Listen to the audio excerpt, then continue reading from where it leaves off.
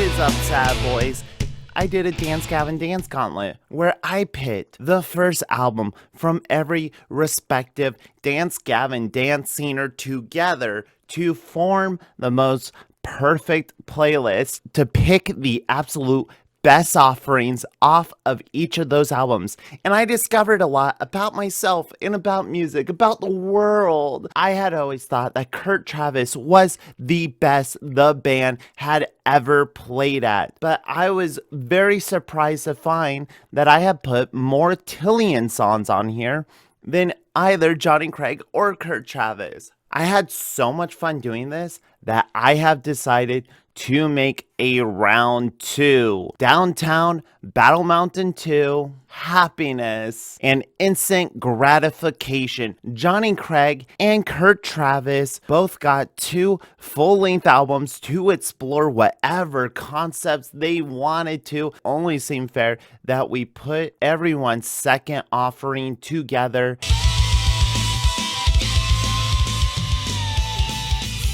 First one in, and Jonny Craig is underutilized. He's not really throwing his voice right out the gate like he does with Times New Roman. This one's a little more laid back in a sense for a Dance Gavin Dance song, but the band itself feels a little more mature than on the original Downtown Battle Mountain. And of course, we couldn't go more than 3 lines without talking about the mind of acid whore. Swallowing your sister's nightstand might cover up the clogging pores. The sound of Master Blaster's tank weapon gun add-on. I believe every single little child can benefit from smoking weed. Cool. And now we move on to our first Kurt Travis song from Happiness.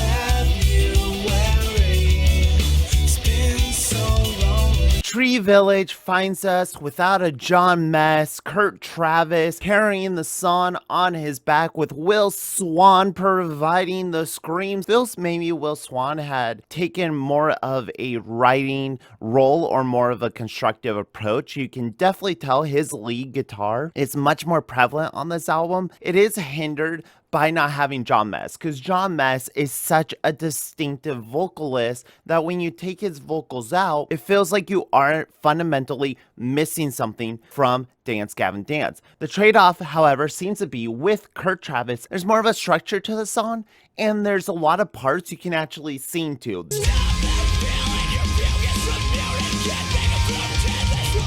I found Acceptance Speech really softballing it when it came to the introduction of Tillian Pearson and what he is able to do with his vocal performance. Instant Gratification does not make that mistake. John Mess does have a really powerful screaming verse that is memorable and catchy, but Tillian is 100% the real star here. He starts off the song, he has the most dynamic parts, and it's so creatively unique to the way his voice hits that I want to hear those moments again and again. I want to hear the way Tillian hits those lines. The only thing that pushes me back on this song, it's when we sing roller coaster up and down in random motion. Those motions are very well calculated. I know we're talking about the sets. I know we're talking about the roller coaster of our bodies.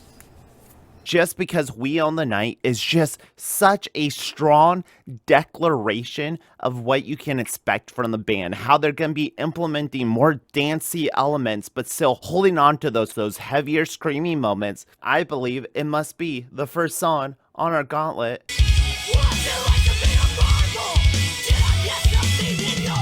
What were the expectations when this album came out? When you heard that the boys were back in town, the boys were back together. We have John Mess and Jonny Craig singing on Downtown Battle Mountain 2. Were you excited? Were you disappointed? Was it like, oh yeah, we're back, baby, this is it. And then when you turn it on and get to the second song, John isn't really screaming anymore, and Johnny's voice is pushed to the background. If you listen to the original Downtown Battle Mountain, the clearest element on that album is Johnny's vocals. And then you come here and it's like, I barely even hear him. What's it like to be an atheist? Are you okay with suicide? Is this band religious? Is this band full of atheists? I can't imagine Jonny Craig has really found God. Well, it's baffling that my ears can bleed when I see your domestic thighs. That is baffling. That seems like something you should really get checked out when you look at thighs.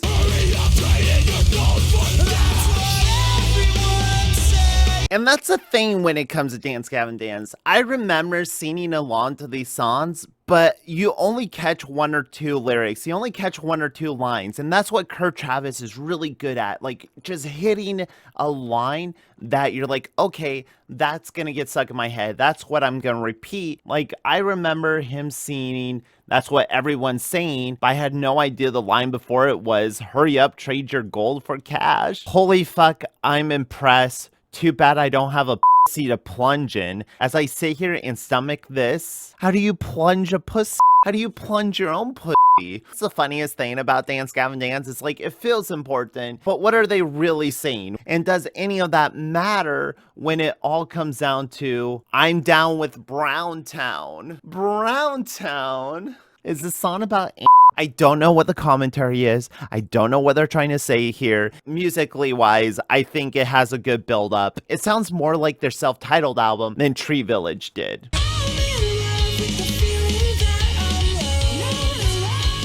I swear I love this band. There are just things that are prevalent in every single song that I just can't ignore, that I can't help but question. What do you mean by that? What do you mean by any of this? They sometimes write songs from the perspective of a douchey rock star, whatever, but they also write songs from their own perspectives, to the extent that John Mess will name drop himself. So it's genuinely difficult to distinguish when listening to these albums. If we're ironic, if we're sarcastic, then you can never really tell our true politics. You can never truly tell what we actually think. I only share with the lesson. I'm mocking it, letting the pear flip its shape. So if a human body is pear-shaped, meaning skinny on top, big in the rump, if you are pear-shaped, flip it upside down. He's 69ing this lady. Top of the tumor is rumored I'm neutered. Top of the tumor. Testicular cancer, prostate cancer, a fabulous rape in the taint. They took your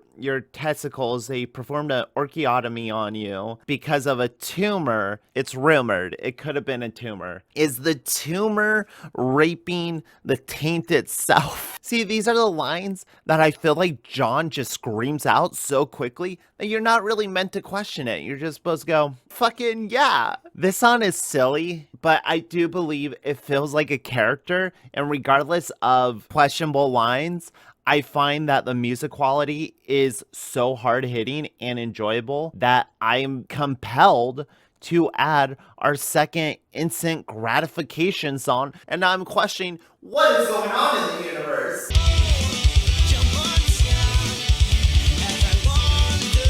Alright, they're just a sexual band. I just have to accept that. They're just a very horny band. I guess that's the fun with the band that you have to take when you listen to them. I will say though, this is the first one that like audibly sounds like it's fucking there. There is some sort of form or creativity to the song structure itself. Johnny Craig actually seems like he showed up for this one.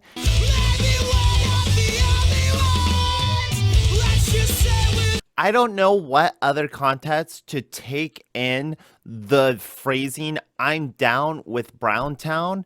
It's about not living through your cellular phone. Beautiful girls with no ambition, piling hair at the fucking salon. You can't live through your cellular phone. It's 2009. Let people use their phones. But I really like this going back and forth. This, I don't need you, baby. I don't need you. And then Kurt's friend is like, man, walk away. Stop it. Cut your loose ends. Tying in with the hair salon metaphor. This has been the best offering by far.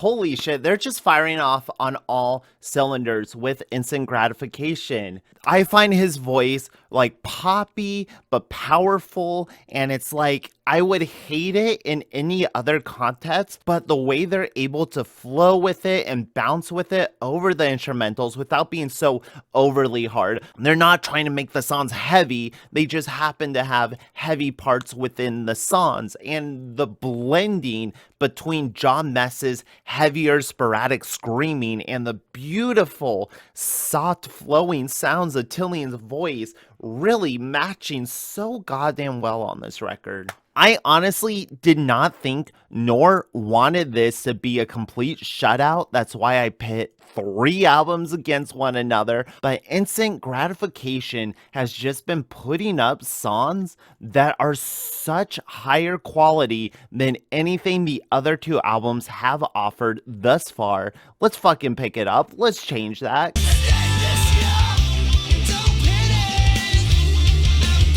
I honestly feel like every member of Dance Gavin Dance should be sent to like relationship school. Either they're dating the most horrendous women to ever exist. There's a group, a pile of bad women out there, and they're the ones that you need to look out for. Those are the ones that are gonna fucking tear you down and break you down. They're very proud of this song. Very proud to say, haha, Dance Gavin Dance, baby. Downtown Battle Mountain 2. This is what we're about. This is what we're fucking throwing down. Which is why we have lines like, now why are you snooping when you should be cooking? That's how I know you're not doing your duties, because you left the kitchen to look at my tets. Read my tets one more time, you woman. If you beat the hoe, you tell your bros, I need this, yo.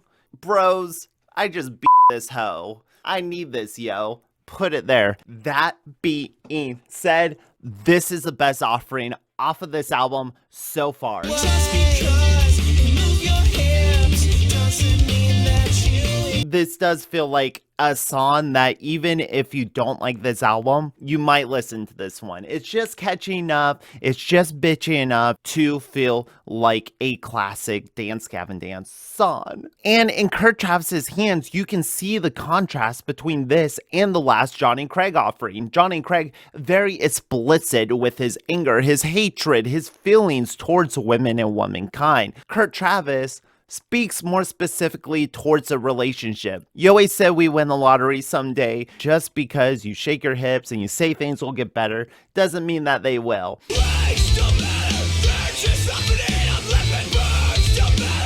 This album is called Instant Gratification. It is because every song is instantly gratifying while listening to them. Feels like they improved and stepped up on that in every single way for Instant Gratification. Same with John Mess. He feels genuinely inspired compared to Downtown Battle Mountain 2. I will say, out of the Tillian choruses though, this one is the most sugary. And since Instant Gratification has been absolutely dominating the playlist thus far, I feel I must provide a little variety.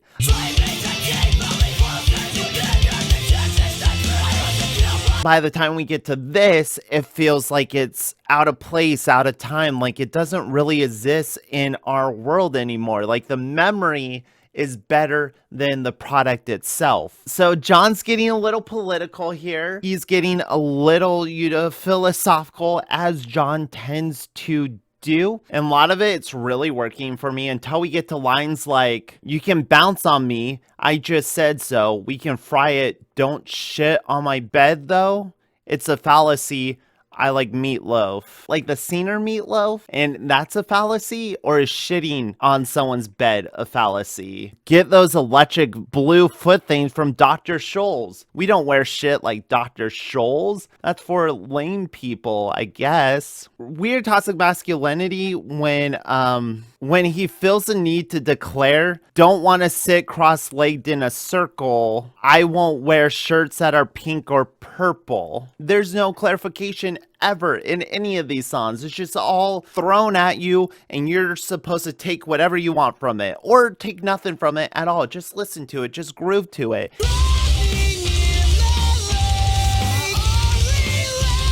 Coming heavier with just the singing, Kurt Travis is doing a lot more legwork here because they don't have John Mess's vocals to supplement in, and I think it pays off really well in a song like Happiness. Maybe that's what Kurt brings. Kurt brings heart to the band.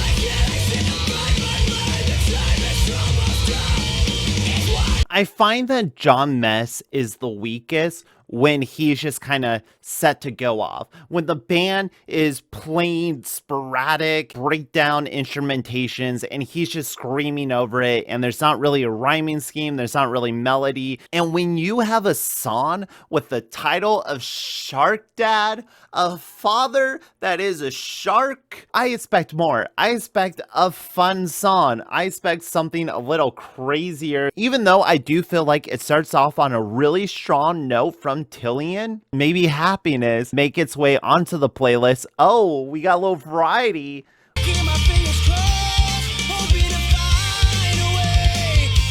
This feels the closest to that dynamic on the first album. Jonny Craig singing about his woes, about his angers, his sorrows with himself and the world that he occupies. And John's just there to add into the chaos, to add into the anger. It is really funny when Jonny turns the mirror on himself, how it becomes this tragic story. The sun goes down, baby. I'm in town, hoping to find someone to take it all. I know I'm right when I say go away. If he is talking about himself in the same way that he has been talking about women, then I think this is a very clever, interesting look at Dance Gavin Dance as a band as a whole when looking through the previous songs. Doesn't matter if we talk about women in a horrible light and then eventually at some point get around to going, well, I also sleep around. Doesn't mean as much when we eventually do get to that point.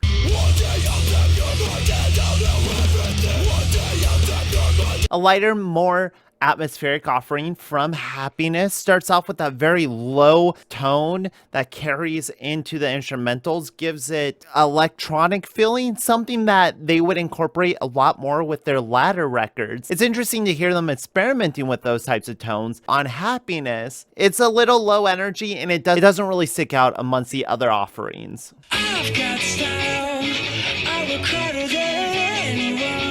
Awkward, bringing Tillian to more of a R&B pop punky sound. This sounds very much like a radio song. Doesn't get heavy until like a third of the way through. They've done slower songs before that I feel work a lot better than this. And this has been the best and only contender from Downtown Battle Mountain 2. I believe Alder Goose deserves a place on the playlist. Now we have all three singers represented.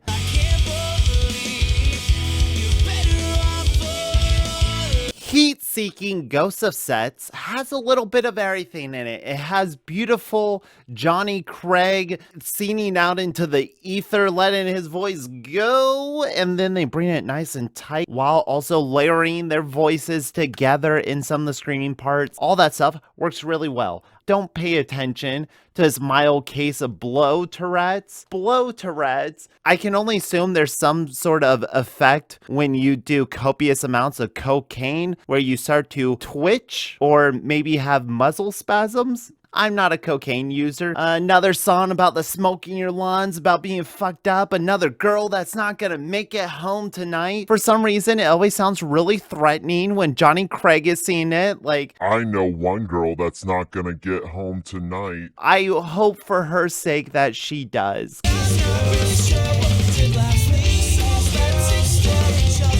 If you're confused, a strawberry Swisher is a cigar, and sometimes they taste like strawberry. A strawberry Swisher being a very juvenile thing to smoke, this song being a very juvenile song in itself. In the very beginning, the song starts off with a very sweet, sensual offering to a female counterpart. Stay till the early morning, we can have some coffee, you can do my laundry. Tempting, maybe don't offer chores to the woman that you're trying to keep in bed. But then he takes it a little further. He takes it into the next step. I'm not sure what we did last night, so let's just explore each other's minds. Indulge me. We may have had sex. We may have got crazy last night. Come on, just indulge me, please. It's an interesting twist on the sexual nature, the sexual aggressiveness that we have seen from this band on every single other fucking song that's been on here.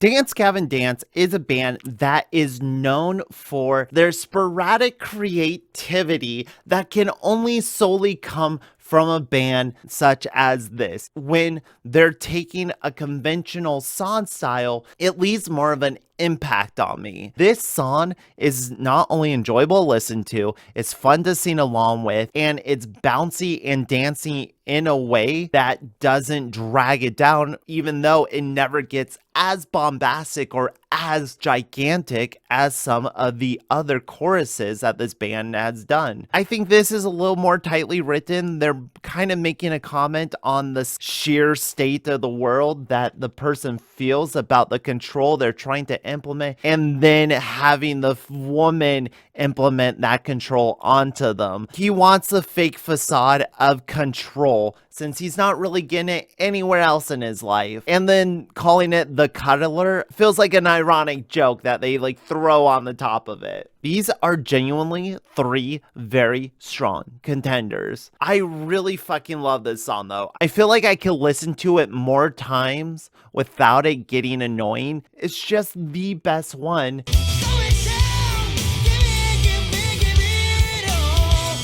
Jonny Craig's vocals are just, they're not mixed well on this album. It still feels like it gets lost in the instrumentals. They're just way too loud, and it does their best asset horribly wrong. Even when it is like a mediocre song that I don't care about, I still want to hear his voice. This song is about a possible kid. Jonny Craig maybe has kids out there that he doesn't know about, or that he does know about, but he's not allowed to see. That makes sense. I probably wouldn't let him around kids. This sounds a little more like his side project, his side album. What is it? I still feel her, and then he made like 5 parts out of it. I don't remember, but it feels more like his side project, like that one.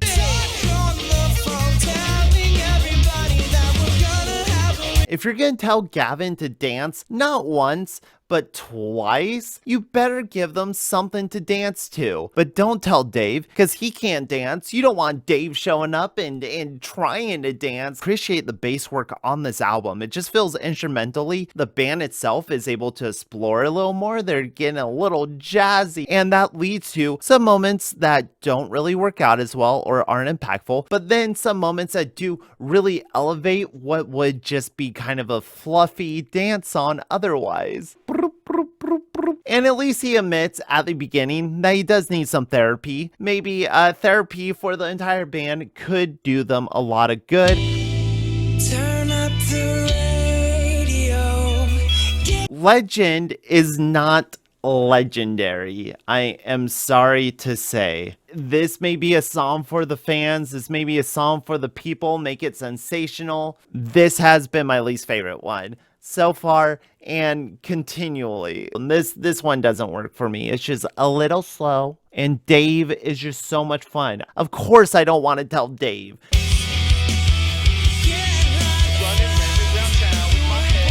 This is their second attempt to add in like a hip hop influence in the vocals, and it's very strangely thrown in under Jonny Craig's. Despite that, Jonny Craig's voice in the chorus sounds like that old Jonny Craig. It sounds like that Jonny Craig that I want, that Jonny Craig that I crave, that craving Craig that I Craig. But then it is diminished by John Mess not doing his actual vocals. It's him doing that weird yell screamy thing again. That just doesn't work for me, John. I don't know if you were having a bad vocal day. I don't know if your throat was hurting. I don't know if you just got the inspiration to try something new, but it doesn't work.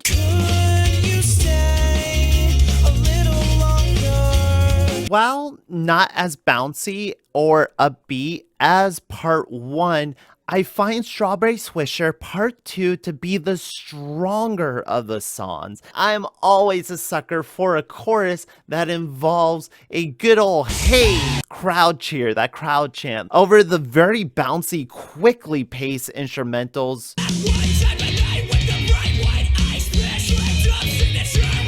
I had forgotten that Instant Gratification had its little hip-hop influence mixed in there that works a little better than how they were implemented on Downtown Battle Mountain 2, but that doesn't mean I think it mixes well. I just don't think this is the way to do it. I'm not really a hip-hop person, which is why this doesn't gravitate towards me. Neither does previously Punchy's second Happiness song in a row.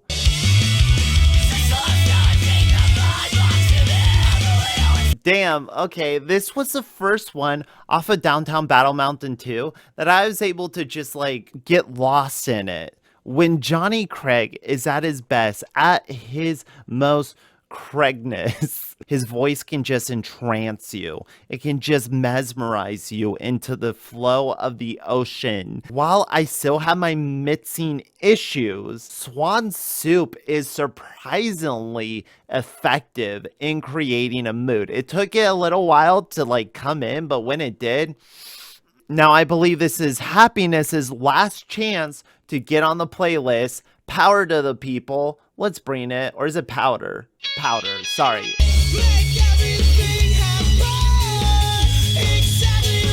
I'm not sure if this is a song for the legalization of cocaine. Listen, as someone who does have a lot of issues with the drug war and with the prison system and how we just need to reform laws themselves, I can get behind this message. Even if I, as stated before, am not a cocaine coddler, I can still appreciate someone's fight for freedom. This rap verse, this inclusion of hip hop influence, it actually elevates this 5-minute fucking song, but that hip hop verse actually really elevated it and stuck out to me more so than what the rest of the song would have without it. Interesting note to end on with this one.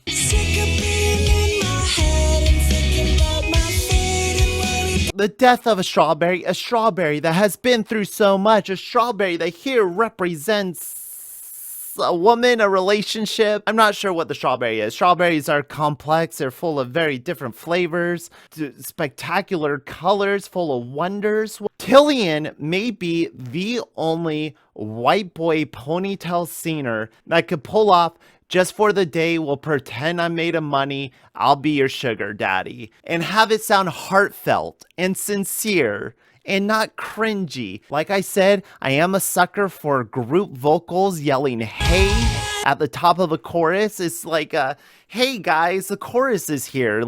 Seen it, come on. Though I feel the stakes in this song, regardless of how much I love it, how much I enjoy Tillian's performance on it, I denied all the other songs with the hip hop verses in it. I think Powder to the People should be added to the playlist. And there you go. Happiness is done. There's no more happiness. Happiness is over.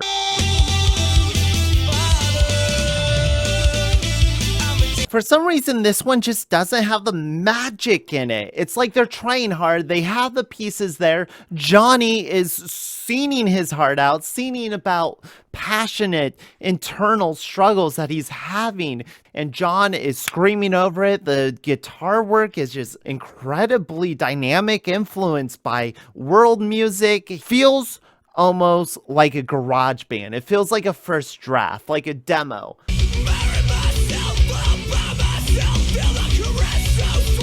I do want to give it full credit for one of the greatest lines ever written in rock history. Death murders everything in sight. Like, if you want to get ethereal about it, everything that dies, I guess, is murdered by death. This song doesn't really do anything for me for like the first half of it. It hits in an interesting way that isn't really replicated in any other songs. It just has like a digital component to it. Plus the very ending with how Tillian sings "I am the only reason that you can't look past your future self." The way that Tillian sings that is interesting enough to, I think, warrant this being on the playlist over Purple Rain. Might be controversial, I don't know. And with that, Downtown Battle Mountain has come to a close, given no competition to our very last song.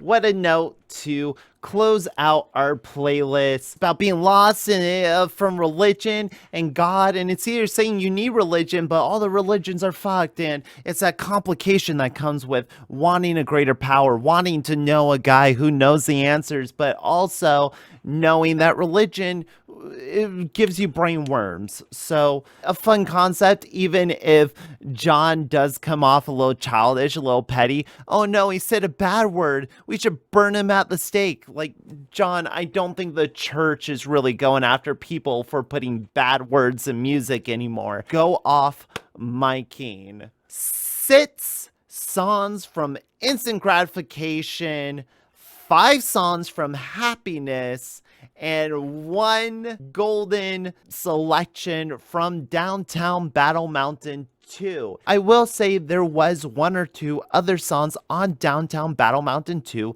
that I enjoyed. They just didn't grip me as much as the other 2 CDs. After doing our 2 Dance Gavin Dance gauntlets, what can we say about the band?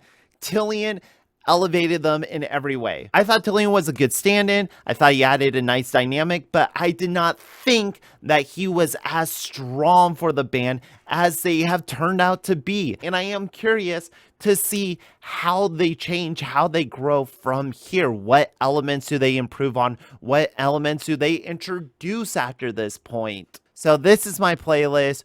Do you agree? Do you disagree? I'm sorry, Johnny Craigheads. I'm Grayson Todd. Thank you for watching. Please check out some of my other reviews. Please let me know below what album I should put against one another. Stay posy, stay swazzy, listen to some good shit, and I will check you next time.